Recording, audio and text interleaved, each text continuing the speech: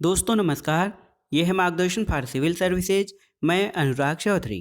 दोस्तों आज की वीडियो में प्रस्तुत है भारतीय संविधान एवं राज्य व्यवस्था का 13वां भाग, जिसमें हम केंद्र राज्य संबंध, वित्त आयोग एवं चुनाव आयोग से संबंधित महत्वपूर्ण प्रश्नों को सॉल्व करेंगे। ये वीडियो गवर्नमेंट डिग्री कॉलेज प्रवक्ता, government inter college, TGT PGT, net JRF राजनीति विज्ञान के साथ साथ सिविल सेवा परीक्षा और विभिन्न राज्यों की राज्य सेवा परीक्षाओं के सामान्य अध्ययन खंड के लिए बहुत ही उपयोगी तथा महत्वपूर्ण है। तो आइए शुरू करते हैं आज का वीडियो, भारतीय संविधान एवं राज्य व्यवस्था का भाग 13। दोस्तों आज की वीडियो हम शुरू करेंगे केंद्र राज्य संबंधों से संबंधित महत्वपूर्ण प्रश्नों से। पहला प्रश्न है, सरकारीय आयोग किनके बीच संबंधों के पुनरावलोकन के लिए बनाया गया था? ऑप्शन है आपके प्रधानमंत्री और राष्ट्रपति, विधानमंडल और कार्यपालिका, कार्यपालिका और न्यायपालिका, केंद्र और राज्य। तो आप जानते हैं सरकारीय आयोग का गठन केंद्र और राज्यों के बीच संबंधों के पुनर्गठन के लिए या उनका पुनरावलोकन करने के लिए किया गया था। दोस्तों सरकारीय आयोग का गठन भारत सरकार ने जून 1983 में किया था और इसके अध्यक्ष सर्वोच्च न्यायालय के सेवानिवृत्त न्यायाधीश राजिंदर सिंह सरकारिया थे, RS सरकारिया। और न्यायमूर्ति सरकारिया ने केंद्र राज्य संबंधों और राज्यों में संवैधानिक मशीनरी ठप हो जाने की अनेक व्यापक स्थितियों की समीक्षा की और इस समिति ने अपनी रिपोर्ट 1988 में प्रस्तुत की थी। दोस्तों केंद्र राज्य संबंधों में सरकारीय आयोग बहुत ही महत्वपूर्ण है और इससे कई सारे प्रश्न भी पूछे गए हैं। देखिए यहाँ पर देखिए एक प्रश्न है, किस समिति का रिपोर्ट केंद्र राज्य संबंधों से है? तो इसमें देखिए राजमन्नार कमेटी, करारोपण प्रणाली जांच समिति, पाल एपेल्बी रिपोर्ट और सरकारीय आयोग की रिपोर्ट। तो सरकारीय आयोग की रिपोर्ट केंद्र राज्य संबंधों से है।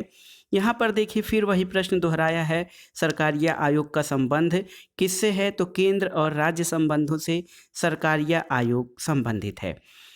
केंद्र राज्य संबंधों की समीक्षा के लिए किस आयोग की नियुक्ति की गई है? तो वो था सरकारीय आयोग। तो दोस्तों सरकारीय आयोग से संबंधित कई सारे प्रश्न पूछे गए हैं, लेकिन याद रखिएगा न्यायमूर्ति RS सरकारिया की अध्यक्षता में 1983 में ये समिति गठित की गई थी, ये आयोग, और इसने अपनी रिपोर्ट 1988 में दी थी।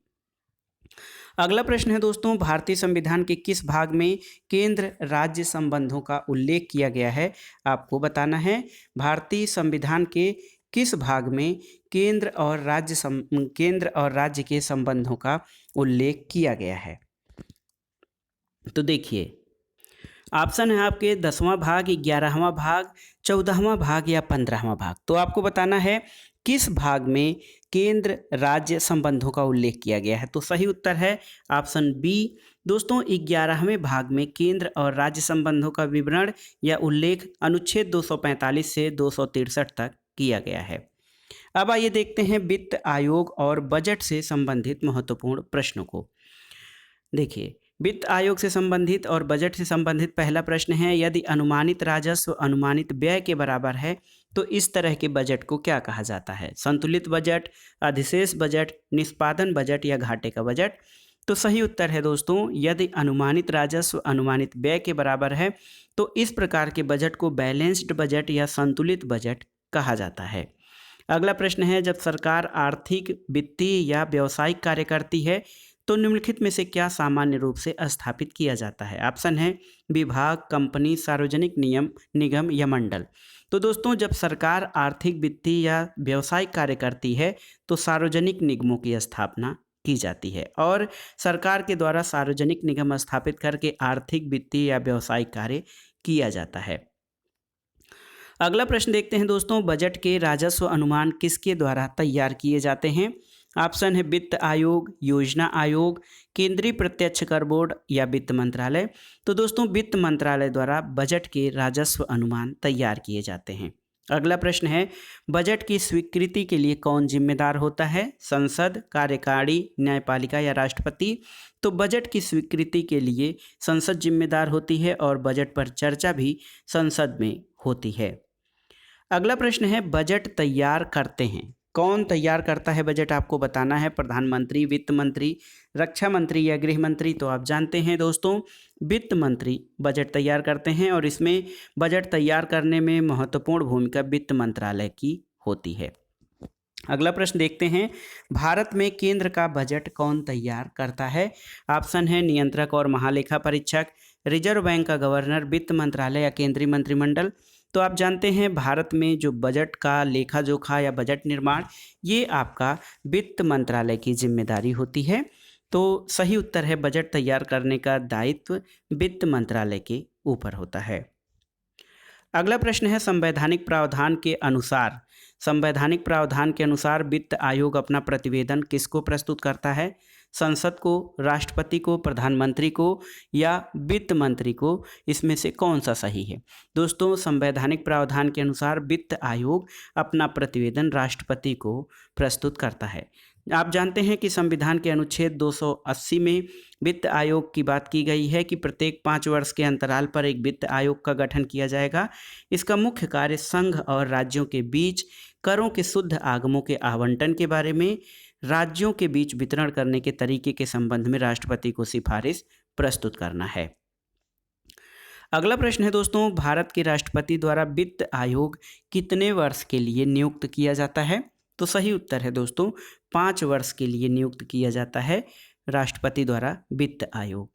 भारत में केंद्रीय वित्त मंत्री बजट पेश करता है। देखिए, राज्यसभा में, लोकसभा में, संसद के दोनों सदनों के संयुक्त अधिवेशन में या राष्ट्रपति के सम्मुख। तो आपको बताना है कि भारत में जो केंद्रीय वित्त मंत्री, जो फाइनेंस मिनिस्टर होते हैं, वो बजट कहाँ पेश करते हैं? तो सही उत्तर है दोस्तों, भारत में केंद्रीय वित्त मंत्री लोकसभा में बजट पेश करते हैं। भारतीय संविधान में बजट शब्द का प्रयोग नहीं किया गया है। अनुच्छेद 112 में वार्षिक वित्तीय विवरण शब्द का प्रयोग किया गया है और इसी को लोकप्रिय शब्दों में बजट कहा जाता है। अगला प्रश्न है दोस्तों, अगला प्रश्न देखते हैं, भारत में कार्य निष्पादन बजट किसकी सिफारिशों पर प्रारंभ किया गया था? ऑप्शन है गोरावाला रिपोर्ट, संथानम रिपोर्ट, प्रशासकीय सुधार आयोग या पॉल एच एपलबी रिपोर्ट। तो सही उत्तर है दोस्तों, प्रशासकीय सुधार आयोग के सिफारिशों के आधार पर भारत में निष्पादन बजट का प्रारंभ किया गया था। निष्पादन बजट भारत में प्रशासकीय जो है सुधार आयोग, इसके सिफारिश के आधार पर इसका प्रारंभ किया गया था और 1968-69 में 4 केंद्रीय मंत्रालयों के लिए निष्पादन बजट तैयार किया गया था और 1975-76 से सभी केंद्रीय मंत्रालयों में इसे लागू किया गया। अगला प्रश्न देखते हैं दोस्तों, भारत में वित्त मंत्री बजट किसकी सलाह से तैयार करता है? आपको बताना है किसकी मदद से। ऑप्शन है आपके प्राक्कलन समिति, प्रवर समिति, संयुक्त समिति या प्रशासकीय सुधार समिति। तो सही उत्तर है दोस्तों, भारत में वित्त मंत्री जो है, इसमें क्या है पहले इसको समझ लीजिए। प्रवर समिति या तदर्थ समितियों में सबसे महत्वपूर्ण होती है, जो एडहॉक कमेटीज होती हैं उसमें प्रवर समिति या संयुक्त समिति सबसे महत्वपूर्ण होती है। और एक तरह से देखा जाए तो संसद के दोनों सदन किसी विधेयक पर विचार करने के लिए अलग अलग समितियों का गठन करते हैं, उन समितियों को प्रवर समिति कहा जाता है। लेकिन संसद के दोनों सदन किसी विधेयक पर विचार करते हैं तो उसे संयुक्त प्रवर समिति कहा जाता है। प्राक्कलन समिति संसद की अस्थायी समितियों से संबंधित होती है और इसमें सिर्फ लोकसभा के सदस्य होते हैं, इनकी संख्या 30 होती है। एक तरह से देखा जाए तो सरकारी व्यय रोकने के लिए सिफारिश करती है और यह समिति बजट प्राक्कलनों की जांच तभी कर सकती है जबकि संसद में इसके लिए मतदान किया जा चुका हो। तो यहाँ पर अगर जो आप देखें तो इस प्रश्न को स्टार दिया गया है कि भारत में वित्त मंत्री किसकी बजट से सलाह तैयार करता है? तो वित्त मंत्रालय जो है वो बजट तैयार करता है और इसमें देखा जाए तो कोई भी ऐसा ऑप्शन नहीं है जिसके आधार पर इसका उत्तर दिया जा सके। अगला प्रश्न है, किसे कार्यपालिका के हाथों कोरे चेक की संज्ञा दी गई है? आपको बताना है लेखानुदान, प्रत्यानुदान, अतिरेक अनुदान या अनुपूरक अनुदान को। तो सही उत्तर है दोस्तों, प्रत्यानुदान को कार्यपालिका के हाथों कोरे चेक की संज्ञा दी गई है और किसी राष्ट्रीय आपात के कारण सरकार को जब धन की अप्रत्याशित मांग होती है उसको पूरा करने के लिए प्रत्यानुदान के माध्यम से एक मुश्त धनराशि दिया जा सकता है, इसलिए इसे कार्यपालिका के हाथों कोरे चेक की संज्ञा दी गई है। तो इसको आप अलग से नोट कर लीजिएगा, प्रत्यानुदान को कार्यपालिका के हाथों कोरे चेक की संज्ञा दी गई है। अगला प्रश्न है दोस्तों, बजट शब्द बूजट शब्द से बना है, जो किस भाषा से लिया गया है? तो आप जानते हैं बूजट शब्द फ्रेंच भाषा से लिया गया है। इसका अर्थ चमड़े का पर्स या थैला होता है। बजट धन के आय और व्यय संबंधी सूची को कहते हैं। व्यष्टि अर्थशास्त्र में बजट महत्वपूर्ण अवधारणा है। बजट किसी देश का, संस्था का या व्यक्तिगत अथवा पारिवारिक हो सकता है। और भारत के संविधान में कहीं बजट शब्द का उल्लेख नहीं, बल्कि उसके लिए वार्षिक वित्तीय विवरण शब्द का प्रयोग अनुच्छेद 112 में किया गया है। अगला प्रश्न है दोस्तों, केंद्रीय वित्त मंत्री ने किस वर्ष को ग्राम सभा वर्ष घोषित किया था? ऑप्शन है 1996, 1997, 1998 या 1999। तो सही उत्तर है दोस्तों 1999 में तत्कालीन केंद्रीय मंत्री जसवंत सिन्हा द्वारा 1999-2000 को ग्राम सभा वर्ष घोषित किया गया था।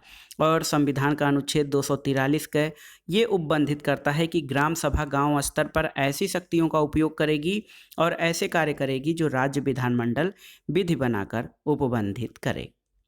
अगला प्रश्न है धन अनुदान के लिए। देखिए, राष्ट्रपति की सहमति आवश्यक नहीं है, राष्ट्रपति की पूर्व सहमति आवश्यक है, उसके सफलतापूर्वक पास हो जाने के बाद सहमत आवश्यक है, और राज्यसभा किसी भी विधेयक को प्रस्तुत कर सकती है। तो इसमें धन अनुदान के लिए दोस्तों राष्ट्रपति की पूर्व सहमति आवश्यक होती है। ऑप्शन बी आपका सही है। लोकतांत्रिक व्यवस्था में जो बजट होता है पूरे वर्ष के लिए खर्च होने वाले अनुमानित धन का प्रावधान किया जाता है। लेकिन ऐसी स्थिति उत्पन्न हो जाए जिसके लिए धन का प्रावधान बजट में न हो या तो पर्याप्त नहीं है, तो उस मद में धन का प्रावधान न होने पर राष्ट्रपति उस व्यय की अनुमानित राशि दर्शाने वाले अनुदानों की मांग दर्शाने वाला विवरण संसद के दोनों सदनों के समक्ष रखवाते हैं। अगला प्रश्न है दोस्तों, देखिए बहुत ही महत्वपूर्ण है। भारत में बजट निर्माण में संलग्न रहते हैं। आपको बताना है कौन कौन लोग बजट निर्माण में शामिल रहते हैं। वित्त मंत्रालय, योजना आयोग, नियंत्रक और महालेखा परीक्षक तथा समस्त लोक आयुक्त। तो इसमें सही उत्तर है वित्त मंत्रालय, योजना आयोग और नियंत्रक तथा महालेखा परीक्षक, यानी क, ख और ग। तो क, ख और ग ऑप्शन ए आपका हो जाएगा। वित्त मंत्रालय, योजना आयोग और नियंत्रक और महालेखा परीक्षक, तो इन सभी का हाथ रहता है। दोस्तों बजट की रूपरेखा तैयार करने की पूरी जिम्मेदारी लेकिन वित्त मंत्रालय की होती है। इसमें प्रशासकीय मंत्रालय, योजना आयोग और नियंत्रक महालेखा परीक्षक का भी हाथ रहता है। और आप जानते हैं योजना आयोग को अब समाप्त कर दिया गया है, उसके स्थान पर नीति आयोग या राष्ट्रीय भारत परिवर्तन संस्थान की स्थापना की गई है। अगला प्रश्न है, अब तक गठित विभिन्न वित्त आयोगों के अध्यक्ष पद पर निम्नलिखित में से कौन व्यक्ति कभी नहीं रहा? श्री संथानम, श्री ए.के. चंद्रा, डॉक्टर राजमन्नार और श्री बी.पी. मंडल। तो सही उत्तर है दोस्तों श्री बी.पी. मंडल अभी तक किसी वित्त आयोग के अध्यक्ष नहीं रहे हैं। और प्रथम वित्त आयोग का गठन 1951 में किया गया था। ये 1952 से 57 तक की इसकी अवधि थी। और वित्त आयोग का गठन संविधान के अनुच्छेद 280 के तहत होता है। दोस्तों 27 नवंबर 2017 को 15वें वित्त आयोग का गठन किया गया था। इसके अध्यक्ष श्री N.K. सिंह हैं। अगला प्रश्न है, वित्त आयोग के गठन का प्रावधान किस अनुच्छेद में है? तो आप जानते हैं अनुच्छेद 280 में। अनुच्छेद 280 में वित्त आयोग के गठन का प्रावधान किया गया है। दोस्तों पहले वित्त आयोग के अध्यक्ष के.सी. नियोगी थे और अब तक कुल 15 वित्त आयोग का गठन किया जा चुका है। अगला प्रश्न है दोस्तों, भारत सरकार संचित निधि से राज्यों को अनुदान किसके प्रतिवेदन पर देती है? ऑप्शन है नीति आयोग, वित्त आयोग, लोक लेखा समिति या प्राक्कलन समिति। तो सही उत्तर है भारत सरकार जो संचित निधि से राज्यों को अनुदान वित्त आयोग के जो है प्रतिवेदन पर देती है। और दोस्तों अनुच्छेद 280(1) के अंतर्गत वित्त आयोग के गठन का प्रावधान है। और वित्त आयोग के प्रतिवेदन पर भारत की संचित निधि में से राज्यों के राजस्व में सहायता अनुदान के रूप में राज्यों को दी जाने वाली धनराशियों को दर्ज किया जाता है। अगला प्रश्न है, केंद्र सरकार की किसकी सिफारिशों के आधार पर भारत की संचित निधि से राज्यों को अनुदान देता है? तो आप जानते हैं वित्त आयोग की सिफारिश के आधार पर। और भारतीय संसद बजट के लेखा परीक्षण पर अपनी किस समिति द्वारा नियंत्रण रखती है? आपको बताना है भारतीय संसद बजट के लेखा परीक्षण पर अपनी किस समिति द्वारा नियंत्रण रखती है? तो सही उत्तर है दोस्तों लोक लेखा समिति यानी पब्लिक अकाउंट कमेटी। लोक लेखा समिति के द्वारा भारतीय संसद बजट पर अपना नियंत्रण रखती है और इस समिति का प्रमुख कार्य भारत सरकार के खर्चों का लेखा परीक्षण या ऑडिटिंग करना होता है। दोस्तों लोक लेखा समिति भारतीय संसद की सर्वाधिक प्राचीनतम समिति है। इसमें 22 सदस्य होते हैं, 15 सदस्य लोकसभा से और 7 सदस्य राज्यसभा से होते हैं। इस समिति का कार्य विभिन्न मंत्रालयों के व्यय और नियंत्रक महालेखा परीक्षक के प्रतिवेदनों पर विचार करना होता है। अगला प्रश्न आइए देखते हैं दोस्तों। अगला प्रश्न है भारत में कैग यानी कंट्रोलर एंड ऑडिटर जनरल के भूमिका के बारे में कौन सा वक्तव्य सही है? आपको बताना है।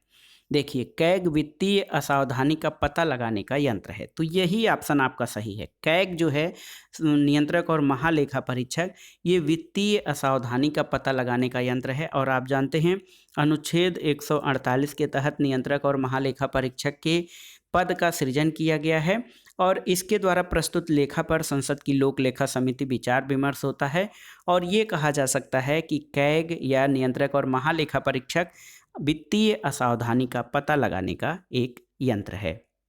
अगला प्रश्न है निम्नलिखित में से कौन सा तथ्य वित्त आयोग के बारे में सही नहीं है? इसके सदस्य राष्ट्रपति द्वारा नियुक्त होते हैं, सही है। यह भारत के वित्तीय संघवाद का संतुलन चक्र है, सही है। इसके सदस्यों की योग्यताएं राष्ट्रपति द्वारा निर्धारित की जाती हैं, ये सही नहीं है।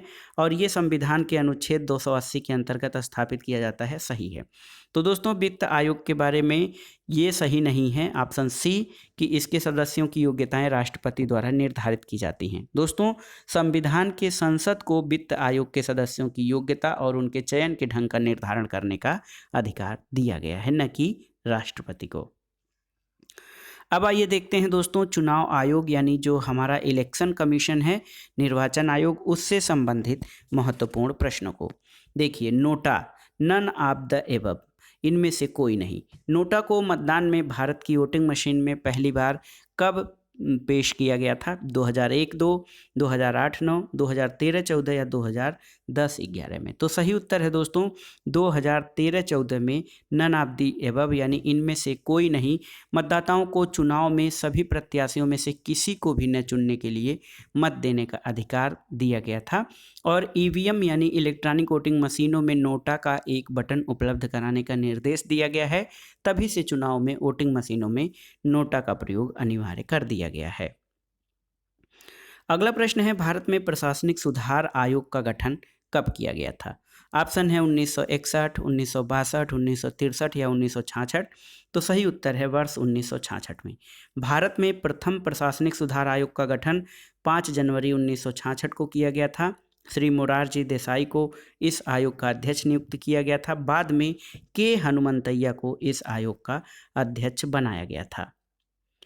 अगला प्रश्न है दोस्तों ओम्बुड्समैन का भारतीय प्रतिमान क्या है? ऑप्शन है लेखपाल, तहसीलदार, राज्यपाल या फिर लोकपाल। तो सही उत्तर है ओम्बुड्समैन का भारतीय प्रतिमान दोस्तों लोकपाल है और 1809 में सबसे पहले ये संस्था स्वीडन में गठित हुई थी और उसका भारतीय रूप लोकपाल के रूप में भारत में स्थापित किया गया है। अगला प्रश्न है भारत में लोकपाल की नियुक्ति के लिए सर्वप्रथम विधेयक कब पेश किया गया था?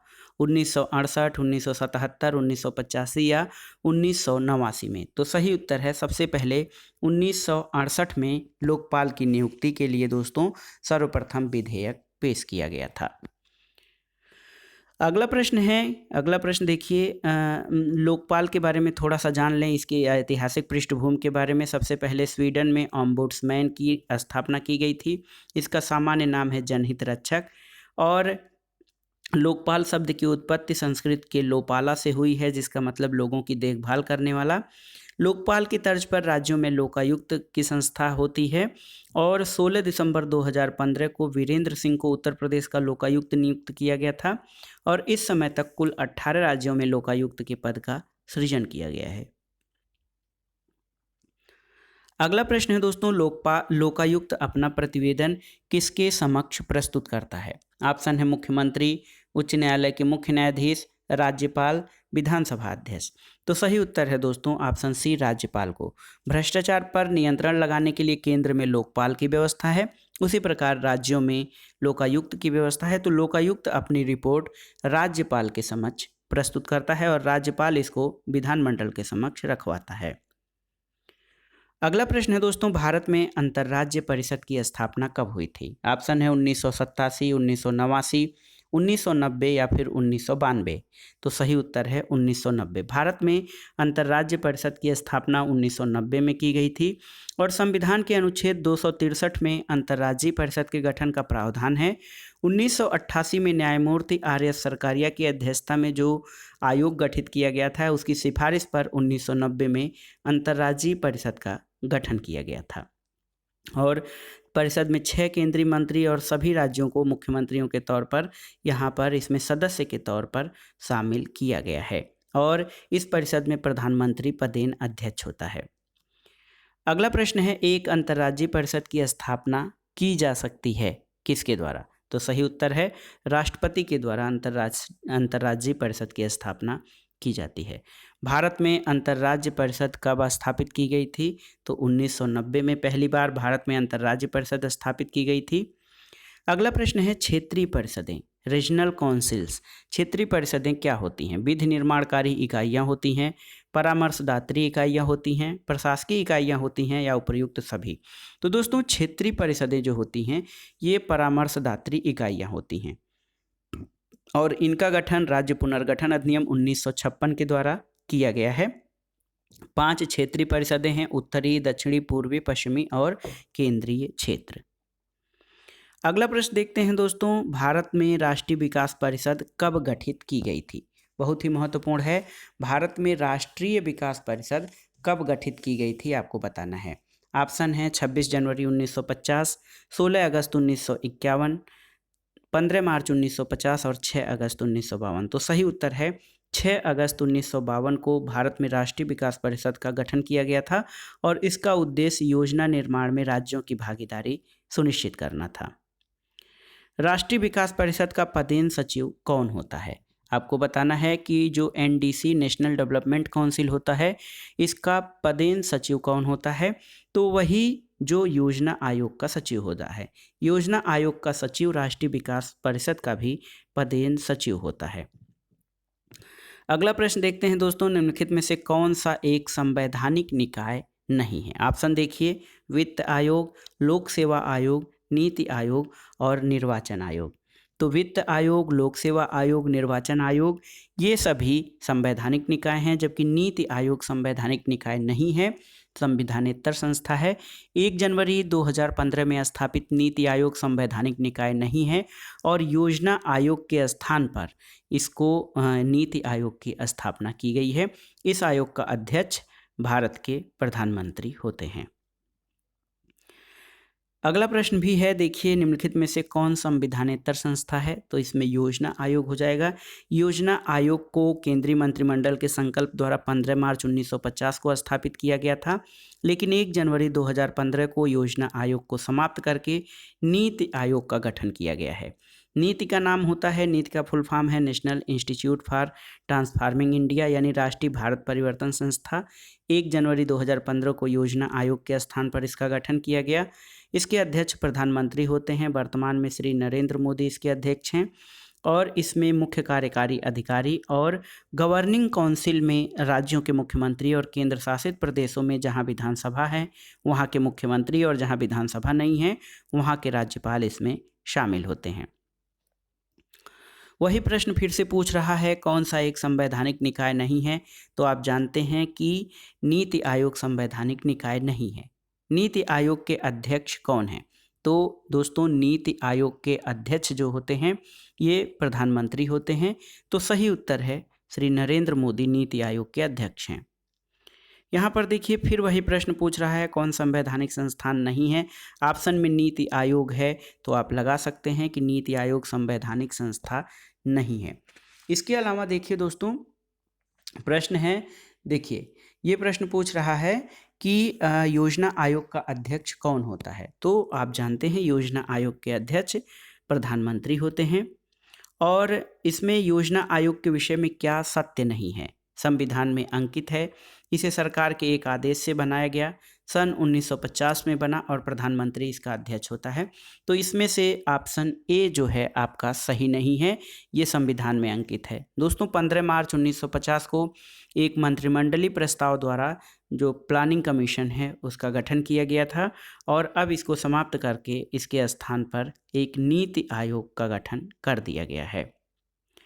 भारत में प्रथम पंचवर्षीय योजना का कार्यकाल क्या था? तो दोस्तों पंचवर्षीय योजनाओं का निर्माण योजना आयोग द्वारा किया जाता था और भारत में प्रथम पंचवर्षीय योजना 1951 से 1956 तक चली थी। अगला प्रश्न है सामुदायिक विकास कार्यक्रम का आरंभ कब किया गया था? तो आप जानते हैं सामुदायिक विकास कार्यक्रम 1952 में प्रारंभ किया गया था और 2 अक्टूबर 1952 को इसका उद्घाटन किया गया और ये कार्यक्रम ग्रामीण विकास के इतिहास में महत्वपूर्ण कीर्तिमान था। जवाहरलाल नेहरू की पहल पर इस कार्यक्रम का आरंभ हुआ था। उनका लोकतांत्रिक तरीकों में पूर्ण विश्वास था और ये कार्यक्रम इसलिए भी शुरू किया गया ताकि सरकारी प्रयासों में बुनियादी स्तर के लोगों की प्रत्यक्ष और अप्रत्यक्ष रूप से भागीदारी हो। अगला प्रश्न देखते हैं, राज्य मानवाधिकार आयोग के सदस्यों को हटाया जा सकता है कैसे? केवल राज्य के राज्यपाल द्वारा, राज्य के मुख्यमंत्री द्वारा, राज्य के उच्च न्यायालय के द्वारा या राज्य के उच्च न्यायालय के मुख्य न्यायाधीश द्वारा या भारत के राष्ट्रपति द्वारा? तो दोस्तों राज्य मानवाधिकार के सदस्यों को भारत के राष्ट्रपति द्वारा हटाया जा सकता है और इसमें यह है कि राष्ट्रपति के आदेश द्वारा इसको हटाया जा सकता है। अगला प्रश्न देखते हैं, भारत में संथानम और बोहरा समितियों ने क्रमशः किस विषयों पर प्रतिवेदन प्रस्तुत किया था? ऑप्शन देखिए, भ्रष्टाचार और वित्तीय कुप्रबंधन, भ्रष्टाचार और आतंकवाद, आतंकवाद और दल बदल, भ्रष्टाचार और अपराधीकरण। तो भारत में संथानम समिति और बोहरा समितियों ने भ्रष्टाचार और अपराधीकरण पर तथा राजनीति और अपराधियों के गठजोड़ पर अपनी रिपोर्ट प्रस्तुत की थी। भारत में लोकपाल और लोकायुक्त के पदों की स्थापना की सिफारिश की गई थी किसके द्वारा? आपको बताना है, सरकारिया आयोग, विधि आयोग, ठक्कर आयोग या प्रशासनिक सुधार आयोग? तो सही उत्तर है दोस्तों प्रशासनिक सुधार आयोग द्वारा भारत में लोकायुक्त और लोकपाल के पदों के स्थापना की सिफारिश की गई थी। अगला प्रश्न है कि भारत में वर्तमान में उत्तर प्रदेश के लोकायुक्त कौन हैं? तो दोस्तों उत्तर प्रदेश के लोकायुक्त न्यायमूर्ति संजय मिश्र हैं और इनकी नियुक्ति सर्वोच्च न्यायालय के द्वारा की गई है। राष्ट्रीय महिला आयोग बनाया गया, देखिए आपको बताना है कि राष्ट्रीय महिला आयोग कैसे बनाया गया। तो राष्ट्रीय महिला आयोग संसद द्वारा पारित एक कानून के द्वारा बनाया गया था और राष्ट्रीय महिला आयोग भारतीय संसद द्वारा 1990 में पारित अधिनियम के तहत जनवरी 1992 में गठित एक सांविधिक निकाय है। ये ऐसा निकाय है जो शिकायत या स्वतः संज्ञान के आधार पर महिलाओं के संवैधानिक हितों और उनके कानूनी सुरक्षा के उपायों को लागू करता है। अगला प्रश्न है, भारत में संघीय विधानमंडल द्वारा कब बंधुआ मजदूर प्रथा उन्मूलन कानून पारित किया गया था? तो याद रखिएगा 1976 में। दोस्तों 1976 में बंधुआ मजदूरी प्रणाली उन्मूलन अधिनियम पारित करके बंधुआ मजदूरी प्रणाली को संपूर्ण देश से समाप्त कर दिया गया और ये गुलामी की प्रथा थी, इसको कानून द्वारा एक संज्ञेय दंडनीय अपराध बना दिया गया। अगला प्रश्न है, राष्ट्रीय एकता परिषद का उद्भव किस सन में हुआ था? ऑप्शन देखिए 1950, 52, 1986 या 1989। तो इसमें से जो ऑप्शन है उनमें से कोई नहीं सही है। राष्ट्रीय एकता परिषद का उद्भव सितंबर-अक्टूबर 1961 में प्रधानमंत्री जवाहरलाल नेहरू द्वारा एक सम्मेलन के दौरान हुआ था और इसकी प्रथम बैठक 1962 में हुई थी। तो सही उत्तर है 1962 में राष्ट्रीय एकता परिषद की प्रथम बैठक हुई थी। इस परिषद के गठन का प्रयोजन भारत में सांप्रदायिकता, जातिवाद और क्षेत्रवाद की समस्याओं से निपटने का समाधान खोजना और इसके वर्तमान अध्यक्ष प्रधानमंत्री श्री नरेंद्र मोदी हैं। अगला प्रश्न है और इस वीडियो का आखिरी प्रश्न है, भारत में स्वतंत्रता प्राप्ति के पश्चात पहला वित्त निगम कौन था? जीवन बीमा निगम, इंडियन एयरलाइंस कॉरपोरेशन, पुनर्वास वित्त निगम या इंडिया इंटरनेशनल? तो सही उत्तर है दोस्तों पुनर्वास वित्त निगम जो है ये भारत में स्वतंत्रता प्राप्ति के पश्चात पहला वित्त निगम था और इसकी स्थापना 1948 में हुई थी। भारतीय जीवन बीमा निगम की स्थापना 1956 में, इंडियन एयरलाइंस कॉरपोरेशन 1953 में और इंडिया इंटरनेशनल की स्थापना 1953 में हुई थी। तो दोस्तों ये था आज का वीडियो भारतीय संविधान और राज्य व्यवस्था से संबंधित। इसमें आपने विभिन्न परीक्षाओं के लिए महत्वपूर्ण केंद्र राज्य संबंध, वित्त आयोग और बजट तथा चुनाव आयोग से संबंधित महत्वपूर्ण प्रश्नों को सॉल्व किया। ये प्रश्न आगामी विभिन्न प्रतियोगी परीक्षाओं, राजनीति विज्ञान से आयोजित अनेक परीक्षाओं के साथ साथ सामान्य अध्ययन के खंड के लिए भी बहुत ही उपयोगी तथा महत्वपूर्ण हैं। आप इनको तैयार कर लीजिएगा। दोस्तों वीडियो आपको कैसा लगा हमें कमेंट बॉक्स में ज़रूर बताइएगा। वीडियो को लाइक करें, शेयर करें और इस चैनल मार्गदर्शन फॉर सिविल सर्विसेज को सब्सक्राइब करें। वीडियो देखने के लिए धन्यवाद दोस्तों। नमस्कार।